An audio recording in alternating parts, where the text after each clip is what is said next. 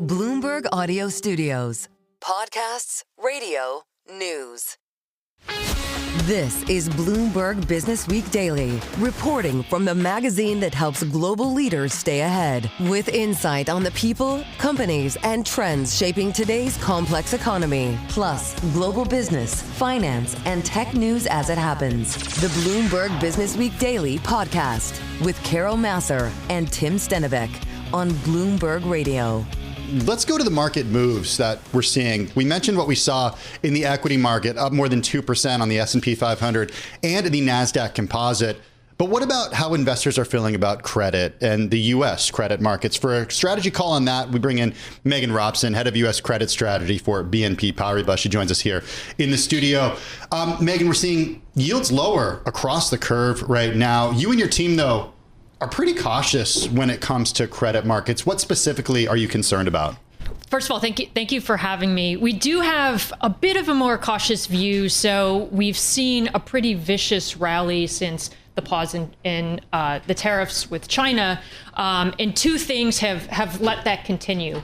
One is positioning. So investors heading into the Liberation Day and right following, we're very underweight credit. So once we got this positive catalyst with China, they felt a need to catch up and to add to risk, and that's really pushed spreads tighter. The second element is the data. So far, credit has not had to see any bad data, so we're just sort of in this great area where data doesn't reflect the tariff reality yet. But eventually, we do think heading into the summer, some of the data will soften and credit spreads will start to drift wider. What's top of mind for you and your team? I think it was interesting. We were all trying to make sense, I think, coming in this morning. It seemed like the easing on EU-US tariff, or at least trade tensions.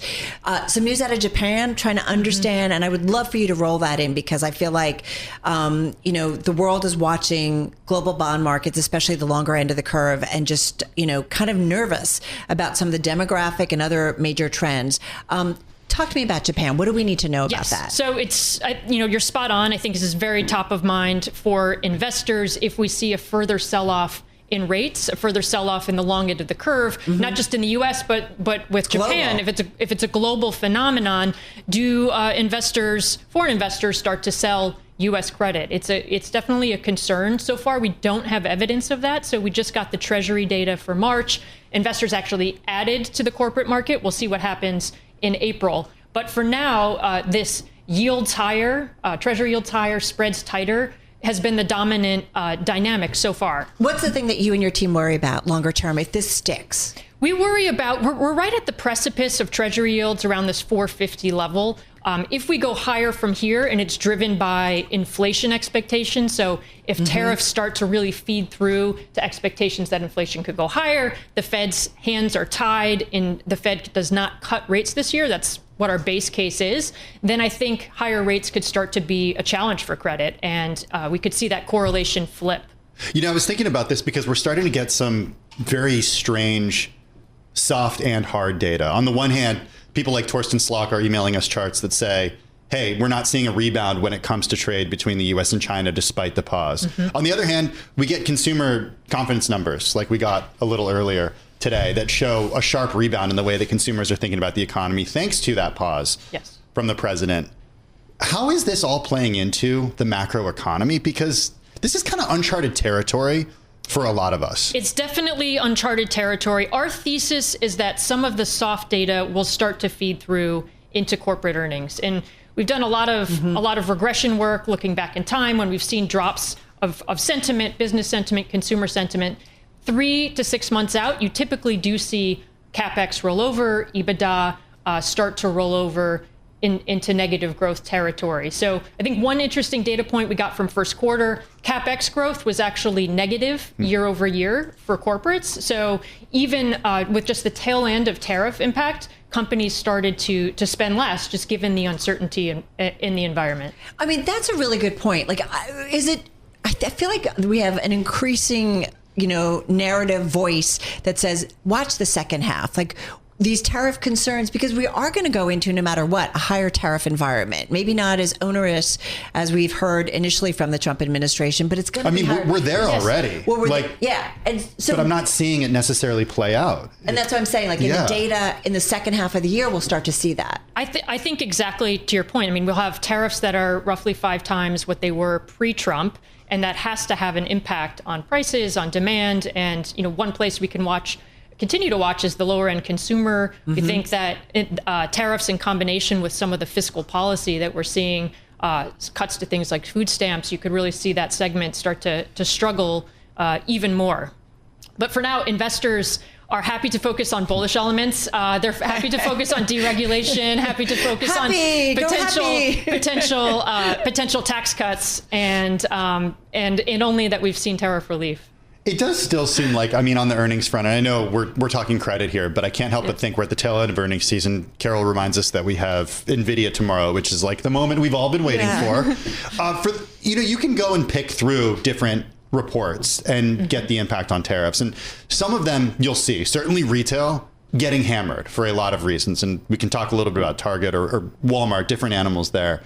But when it comes to big picture, like the tech players basically said, everything is kind of fine for us. It's like a tale of two different types of companies that are weathering this. It's very much sector dependent. And I think the market has rewarded companies that have talked about their strategies to sort of deglobalize and diversify their supply chain. So I think that you'll see companies during first quarter that just stocked up their inventories and said, this is our strategy for tariffs. We're penalized in the credit market. Whereas those that said, we've been thinking about this for a few years. We have done some onshoring. Those types of companies have done much better. I'm going to do a little Tom Keene. You're a BA in economics from Brown University, MBA from Columbia, CFA chart holder. But I just think about, you have experience in the investment banking world. You're looking at kind of all the markets and how they interplay with one another. And this market in time, is it an interesting one? Is it a pivotal one? Or is it TBD? We're not quite sure yet. I think it's one of these moments where we're waiting for the data to unfold. Even you hear from companies, we didn't get much in the way of guidance. We heard mostly just tariff math or options in terms of the way forward and different scenarios. So I think it definitely to your point is uncharted territory in terms of what we're looking at in the months ahead. So where do you go in the treasury? Like, what's your favorite kind of fixed income play here? In credit, we do like mid-quality in the high yield space. So is single Bs. We think that's a spot that can still outperform. In investment grade, in line with our discussion about the rates curve, we like staying more in the belly of the curve. So 5 to 10 year, kind of avoiding that long end of the curve where you could see spreads move wider if we do see a further sell-off in the Treasury market. All right, cool stuff. Perfect guest. Thank you so much. Thank you for having me. Megan Robson, head of U.S. credit strategy for BNP Paribas. You're listening to the Bloomberg Businessweek Daily Podcast. Catch us live weekday afternoons from 2 to 5 Eastern. Listen on Apple CarPlay and Android Auto with the Bloomberg Business app. Or watch us live on YouTube. The Apple shares today snapping an 8-day losing streak, higher right now to the tune of 2.6%. We got tariffs. We got Tim Cook. We got Johnny Ive. Needless to say, there's a lot of pressure on the company, a lot that Tim Cook has to focus on. We were dying to talk to him on Friday, but he was out of the office. Mark Gurman is Bloomberg News managing editor for Global Consumer Tech. He joins us from the Los Angeles bureau of Bloomberg News. Mark, I want to, we thought of you on Friday because of the president's post to social media that said that kind of predictably what we've been talking about, the fact that US-bound iPhones being made in India is not being made in the United States. The president not happy about that. I just want to get the view from you one more time about how you think that Apple is going to navigate a situation such as this, short of building the iPhone here in the US. Tim, it feels like Groundhog Day almost every day here. It does. Where Trump comes out and says something related to him being unhappy that the iPhone is not produced in the US. And I come on here and I say the exact same thing I said a week ago, which is the iPhone cannot be produced in the US. I don't anticipate that happening in the next decade. I don't anticipate that happening during the period in which Donald Trump is in office. It's just not feasible. Such a switch would take years. Such a switch would increase costs. In fact, that 25% tariff that Apple might be getting because they don't make the iPhone in the US, that's a steal compared to what they would have to pay financially and in so many other areas of their business to relocate production of the iPhone from Asia to the US. So Apple's getting a good deal here, I would say. Not that they should have to pay that tariff, that's not up to me to decide, but looking at the financials, it's not a bad price to pay. The other thing I'll say on this topic is we've seen a bevy of analysts and others chime in over the last few days, repeating the same ideas about what an iPhone would cost if it were built in the US. Let me tell you this. They don't know how much it would cost. Even Tim Cook doesn't know for sure how much it would cost. Because until you're making those devices at scale, until you figured out exactly how you're going to build them in the US, you don't know what it's going to cost to build them in the US. So someone might throw out $3,000, $5,000. Who knows? There's no way to know. We don't know. I do want to point out that even though the post on social media Friday morning specifically called out Apple, the president was asked in the Oval Office later in the day whether or not it would apply to other companies that make these electronics outside of the US, Mark. And he did essentially say, yeah, it would apply to everybody. So then Samsung would get hit by this as well. So it's not just Apple. Certainly Apple's the focus, but it's every handset maker that would face this challenge too. This is actually a really important point, and it's, I think, much more important than anyone has realized. When Apple was able to bypass tariffs during the first administration, the way they did that is Tim Cook argued, I'm told, to Donald Trump that all that would be happening here is an America-based company, right, Apple's based in Cupertino, would be getting destroyed, right, on tariffs, whereas Samsung and others who are Apple competitors based in Korea and China and elsewhere would just run free, right? And so what you have to understand is Donald Trump is there responding. That's Donald Trump's response to Tim Cook, saying, oh, don't worry, Tim, I'm going to do this to everyone. So everyone's going to feel the same pain that you're going to feel. How angry is Tim Cook right now? Right? He was at the administration. I have no idea. Well, my sense of how angry Tim Cook is right now is the same sense that people have who are saying how much an iPhone built in the US is going to cost. I have no idea how angry it is. I'm sure he's not pleased. I'm sure he's dealing with a lot, but I don't know exactly how angry he is.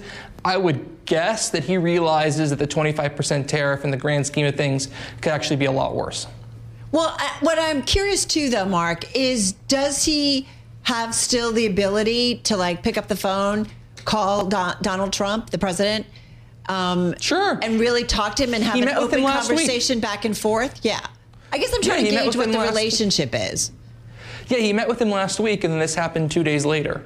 So, my guess is that originally Trump wanted a much higher tariff. Originally, he was going to put something closer to what those original China tariffs may have been, and they sort of worked together to whittle it down to something like that 25%. Because in my view, that 25% is pretty good. Like I said, that's cheaper than what it would cost Apple to actually relocate production, right? And so, really, it's a loss, but it's sort of a wipe your hands moment. It's kind of a win for Apple at the same time, too. And, the day is still young. We have till the end of June for this to actually come into practice. You can bet there's going to be a lot of lobbying, a lot of negotiation, a lot of things between now and then that get Apple a lower percentage. And as we've talked about before, I think there are levers Apple is going to pull to make it seem like they are doing more in the U.S.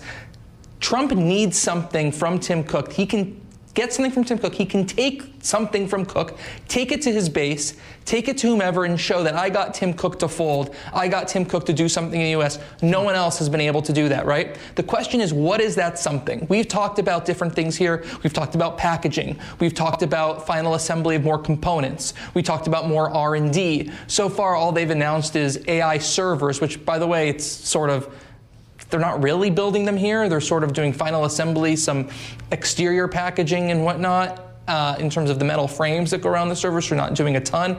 But Apple will, I promise you this, they will come up with something this year, right, to make it seem like they've moved something significant in order to get that tariff reduced or removed. I mean, you'll see. Is there anything smart in terms of a conversation, Mark, that we can think that, Trump understands this is a massive company, often trading places with Nvidia being the world's largest market cap company.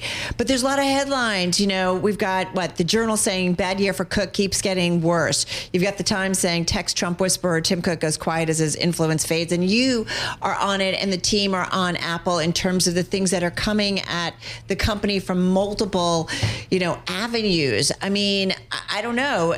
Ultimately, do we have to be worried about kind of the future, the outlook for this massive company and really important company? Yeah, as I wrote in Power On 4 weeks ago, well before that Wall Street Journal story, they're taking it from multiple angles right now.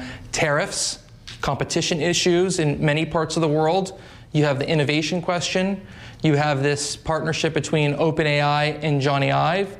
You have app developers who are unhappy, and obviously the app developer business is a big business for Apple. App business alone is $20 billion, right? You have the Google search deal falling apart. So right now is a critical juncture for Apple. It's one of the most trying periods in the company's history. The silver lining is that the fundamental story is still good. People are still subscribing to services. People are still buying iPhones, right? But you think about the future. You think about what is really the future product of this company, and that answer is a lot less clear. And I think one smash hit changes the whole narrative. Hey, Mark, we only have a minute and a half left, but I want to hit the lead of your Power On column from Sunday. And it's all about Johnny Ive and Sam Altman and the big news last week. And I've been wanting to talk to you to ask you the simple question, what does this reflect about Apple? Well, Apple no longer was a place conducive to Johnny Ive and his desires for how a company should be run or how central design should be to the company's processes. Obviously, Apple had their own concerns with Johnny Ive as much as Johnny Ive had concerns with Apple, right? But it was an unfortunate parting of the ways on both sides, so to speak, that led to a point where he had to find another company, another soulmate, so to speak, that he wanted to partner up with to marry his design with the underlying technology. And he ended up finding a company in OpenAI that is the one company that has the technology that could really jettison what Apple's offering here, right? It's not like he's teamed up with Samsung or Google or Meta. He's teamed up with the company that has the most exciting technology in the world, a company that Apple executives have already acknowledged has the goods to potentially upend the company's flagship phone business, right? That's why it's pretty scary in particular. Now, nobody says this Johnny Ive OpenAI partnership is going to be a massive success. In my opinion, I think it will be successful, and they're going to come up with cool things.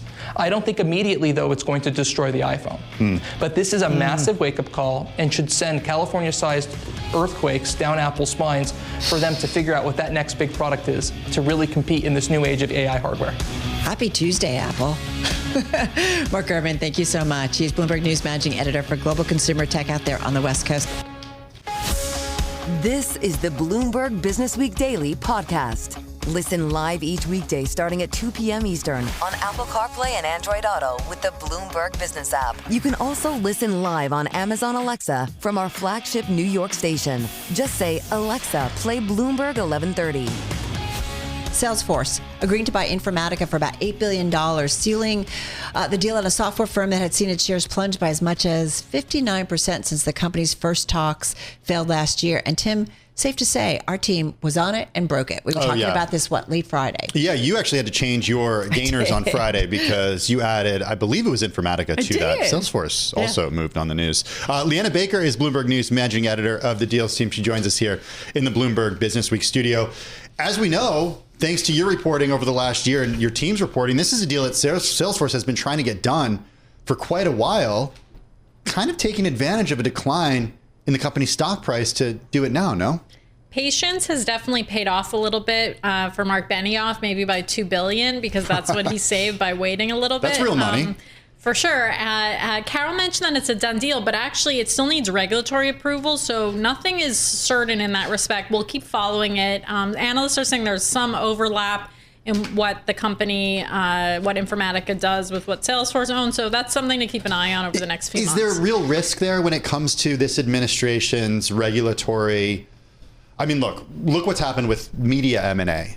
For example, I think it was last week or even the week before that that Verizon deal was able to close after Verizon scrubbed the DEI stuff from its company. They were able to get Frontier. Is that an issue with a deal such as this? Is it going to get political? In this environment, it's just so unpredictable. It's hard to say what deals are getting done because they're, so different than traditionally what antitrust authorities have looked at. But we do know there is some overlap, so we, need to take that seriously. I'm not sure what Mark Benioff's relationship is with the administration. These are all big questions. So they've been working on this for over a year and then some, maybe finally get everybody to say, let's do this. And yet there's still some major obstacles. Or is there? We can't say at this point. We don't have the reporting, but I have noticed that some research analysts are saying, hey, look at this overlap. Salesforce owns a company called MuleSoft that they bought a couple years ago. It was also a large acquisition for them. And apparently there is some overlap with Informatica.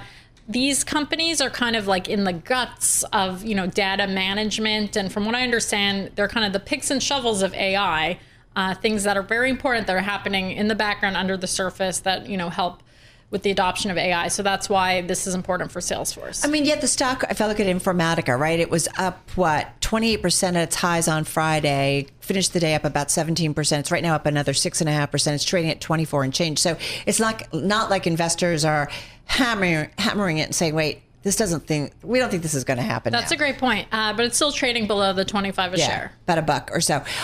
Why does Salesforce want to do this? Right. So I think it's back to what I was saying about the picks and shovels play on AI. Salesforce has rolled out sort of an agent force. It's their AI agent business. And from what I've read, this Informatica product could help power that. And Salesforce is looking for some inorganic growth to help, help the adoption of that, which there's a lot you have to do with the data to clean it up before you roll it out to your customers. So I'm sure there's a strategy behind this, but it is tricky when we're dealing with these companies that are more, B2B in the guts of technology. Totally. It's been around a long time, Informatica. Salesforce is a really acquisitive company. I mean, you mentioned MuleSoft, but Slack is one of the companies that it acquired in recent years. It bought Tableau as well. Demandware is another one. I mean, the list goes on and on. What exactly is Salesforce trying to become through buying all of these companies? Mark Benioff has always loved acquisitions. He had to pump the brakes for a year or two. There was a swarm of activist investors, you might recall, that were saying, hey, wait a second, let's maybe slow down some of these deals. Maybe they didn't all fit together. We also broke in the last fall, Salesforce did something called Own Backup, an Israeli company that it bought for $1.9 billion. So they had been doing tuck-in acquisitions, but I'd say this is sort of Benioff's return to the bigger ticket items. Obviously not as big as Slack, as you mentioned, but it's up there, not as big as Tableau, but definitely one of the largest lately. And it seems like the appetite's there and shareholders don't seem to mind it. Does another company that either competes with Salesforce or Informatica are looking at this saying, we've got to now do anything? Like, I'm just curious about this space. You're talking with your team, in terms of tech and just M&A. Is there anybody who's like, all right, now we got to do something? So we've reported that Cloud Software Group, which used to be known as Citrix, that they were also interested in Informatica. So we'll be watching them. They're privately held, the result of a take private, but it's a very large company, even though it's private. So I'm curious what they might acquire. The CEO of that company used to be the CFO at Broadcom, and that's just one to watch that could get acquisitive. So that's what I'll be following. In terms of the publicly traded targets, I can't really speculate on, what's the next company to buy that's going to be the next Informatica.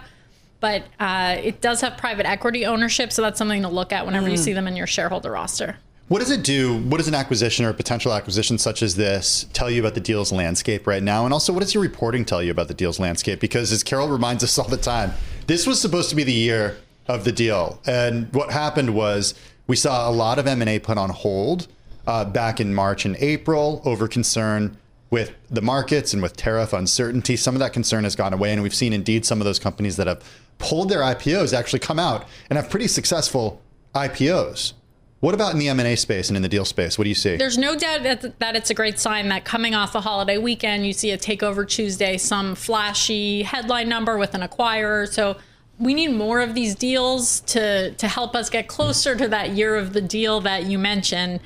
So definitely a good sign, but we do need to see more of these happen. I mean, is the pipeline pretty heavy? Like, it's funny. I just feel like the last couple of years, whether it's private equity, private credit, like all of these guys are just kind of waiting for stuff to pick up. Is there a lot of stuff in the pipeline waiting for, I don't know, the administration to kind of calm down and that level of uncertainty, to see what the regulatory environment, get an idea of that? Like, what is it? This deal came at a funny time because it was a revived deal. It happened a year ago. We also saw Google Wiz, a month or two ago. That was another revived deal. So it seems like deal makers are dusting off their playbooks and say, hey, let's see what we were looking at a few years ago. Maybe, now's the time to transact. So no deal ever dies, as we say in M&A circles. That's really funny. Occasionally, right? Occasionally. But then they come back. Like this one. Yeah. Yeah. The U.S. Steel comes back, right? All these deals, never quite, get buried. So is there anything in terms of a time, like you said, the one thing, I know I said done deal, but I guess I just kind of based off of a year and, looking at the share price. What do we wait for? If there's going to be some kind of regulatory review or that process, is it the next couple of weeks or what is that? It could be pretty lengthy, I'd say. Regulatory approval could take a while. So, it could be a slog. We'll see what the companies say. I believe Salesforce has earnings tomorrow, so maybe we'll get a little more color on that. I want to go back to something that you talked about at the start of our conversation, and that was the fact that it's not necessarily a done deal. And I asked about the politics of this. And we see this happening with M&A and media right now, because the FCC is an organization that in some cases does approve or prohibit companies from actually merging to one another. Is there any indication to you that when it comes to M&A like this, we could also see some political elements get thrown in here? I mentioned that Benioff's relationship with the White House could come into play, but I don't have the reporting to back that up. It's just something to look into. I don't remember, Carol, if he was at the inauguration. I don't think so. I don't think he was. And as our reporting will show later. Just because you're there doesn't mean you're in like Flynn. Exactly. That's what I was going to say. Even Elon seems to, we'll find out, right? TBD. Leanna, thank you so much. Certainly a story we've been following since you guys broke it on Friday. Leanna Baker, she's Bloomberg News Managing Editor of the Deals team, joining us here in studio. You're listening to the Bloomberg Businessweek Daily Podcast. Catch us live weekday afternoons from 2 to 5 Eastern. Listen on Apple CarPlay and Android Auto with the Bloomberg Business app. Or watch us live on YouTube. Well, this weekend was the unofficial start to summer. Perhaps you were one of the millions of people who took to the grill. Nope. You weren't? No, we went out for dinner. It was a little chilly in New York. It was a little chilly. It was a little, yeah. Oh, we were grilling on Saturday. Were you? Oh, nice. Oh, yeah. Okay. Yeah. Nate Rempe hopes you were grilling an Omaha Steak or several. He's president and CEO of the privately held company, more than 100 years old. The company is. Nate joins us from Omaha. Nate, good to have you with us. It's good to have you on the program. We've been excited to speak to you about a range of topics. I want to start just with the fact that you're privately held. You're more than a century old. We don't have a lot of numbers to go on. We are Bloomberg. We need some context here. What can you tell us about the business, sales, what direction they've been going in? What can you share with us?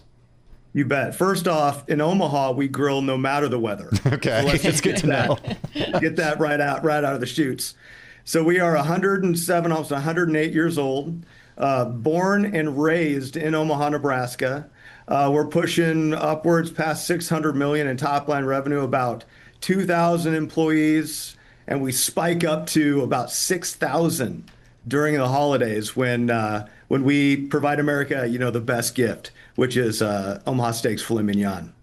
So where is the beef coming from? Because on your website, I noticed you do have a section, sort of the higher end stuff that is imported from Japan, right. It seems like. Other than that, is it all from the United States?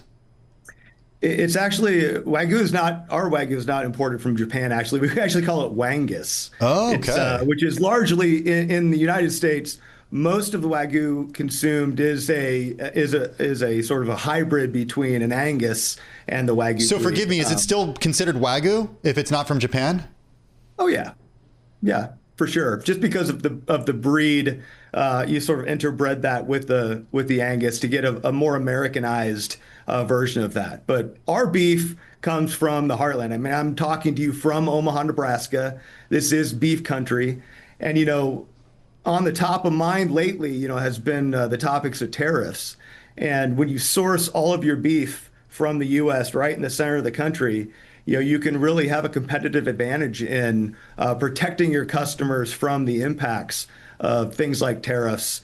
And Omaha Steaks, given the fact that we're 100 years old, is super vertically integrated. So from the sourcing of the raw material through manufacturing, packaging, marketing, IT, all the way through fulfillment and logistics, we control that at every step in the process. And that gives us a couple benefits. One is that customer experience can be very controlled to ensure that we have an absolute fabulous experience from not just from first bite, but all the way backing up to the shopping experience, the marketing experience, exploring what products you might want to enjoy from Omaha Steaks, all the way through to when that cooler shows up. Perfectly frozen with ice still in the package. All right, Nate, I got to ask you, because I feel like every time we go out for dinner, you want to buy, I'm using steak broadly, but there's obviously different kinds of cuts and so on and so forth. But it's expensive. You're talking 35, 40, 50, 60. Why is it so expensive? And I was just looking, beef prices have gone up again this year, or they're up. So what's going on in the beef market? Yeah, it's largely, it's pretty simple, Carol. It's kind of supply and demand.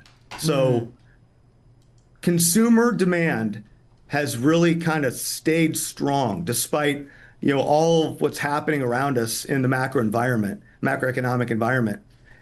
Cattle supply has dropped. In fact, we'll be about 4 million head lower in this year versus 2022. And thus, price is sort of increasing. So, all those factors are really what's behind the price of meat increasing because, the cost of food has been increasing for quite some time. It's not just, kind of this, very recent event. And right. In going out to dinner, when you told me, you go out for a steak, I think if you think back to 2020, one of the things that we learned as a country is how great it was to have dinner at home with family. And that, when you do that, that doesn't mean that the experience or the quality has to drop. Right. And what I'm arguing is that I can bring the quality and the guidance and the experience of the best steakhouse in America to your kitchen. And you can do it without waiting in line, without driving, without tips, without, maybe variable service. And you can be the hero in the kitchen as opposed to the steak restaurant. As long as you don't overcook it, which has happened. Well, it depends. I mean, we say it on my steaks. Medium rare as on the long as rare you're eating side. steak. Totally. Well, to Carol's point, beef prices recently, just in the last few days, reached a record high in April. How much of your price has gone up over the last year? Actually, we have held our prices static for about 3 years. And again, we're doing that because we're able to control, and I can't really overstate how important it is to control the controllables. I mean, when you're operating a large business, things that come at you from the sides that cause impact to costs are ultimately what drive consumer price up. So we've been able to really control our controllables and offer that benefit to our customers. Now, there really are a number of things that America can do to manage their costs of protein. It's like anything else in economics. There's a trade down opportunity. So if you were maybe used to having a Tuesday night filet mignon, we've seen some Americans go to the top sirloin.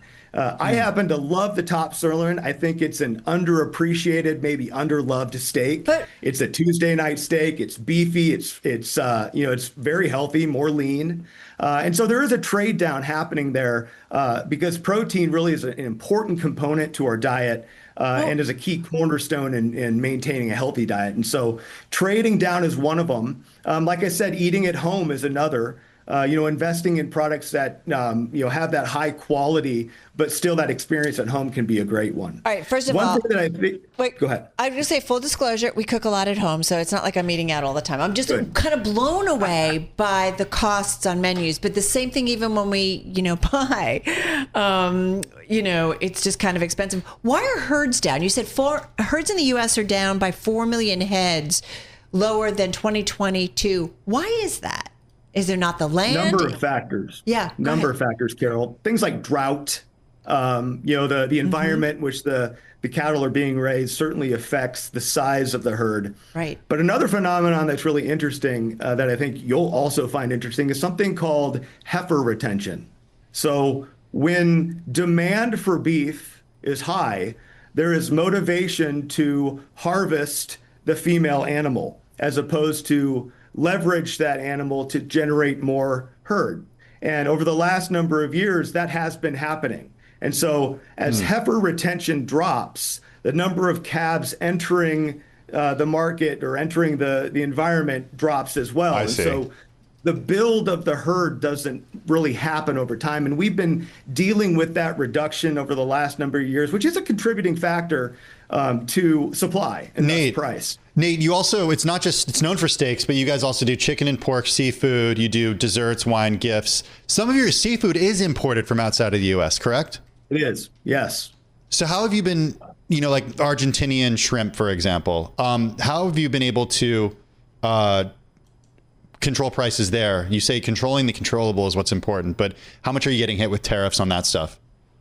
There's a little bit of that there. I tell you, one of the benefits you get from being a multi-decade business is we have multi-decade supplier relationships. And so, we can have conversations with them and we can talk frankly about the fact that, the Omaha Steaks and, inter-supplier name here, this is about the long term. We've been sourcing from you for 20 to 30 years.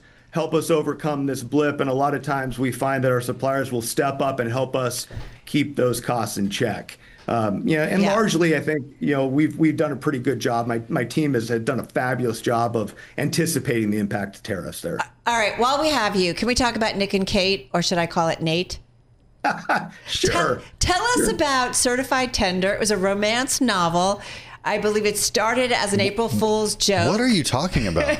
I have to tell you, we were kind of reading, there was a great article that kind of put it all together. We were reading some of it out loud in the newsroom.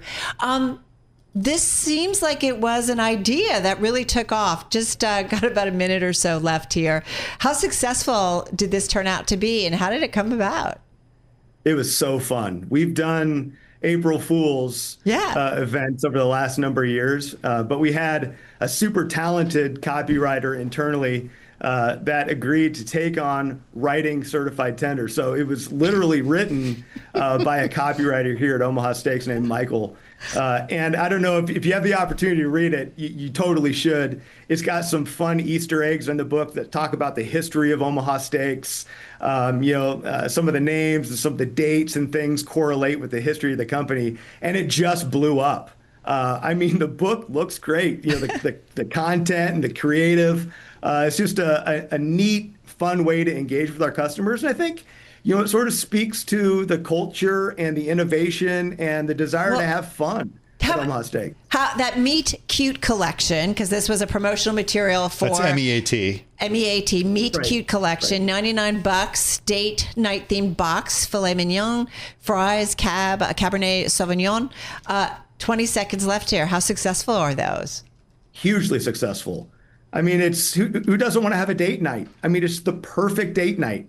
Have some wine, have some great Omaha Steaks. The filet that we provide our customers is unmatched. It's literally certified tender by the USDA. So it's about the most tender steak you can buy. And then you curl up with a good book. And that book just happens to be by the company that provided the steak and the wine. All right. Come back. We got to continue this conversation. Nate Rempe, President and CEO of Omaha Steaks. This is the Bloomberg Businessweek Daily podcast. Available on Apple, Spotify, and anywhere else you get your podcasts. Listen live weekday afternoons from 2 to 5 p.m. Eastern on Bloomberg.com, the iHeartRadio app, TuneIn, and the Bloomberg Business app. You can also watch us live every weekday on YouTube and always on the Bloomberg Terminal.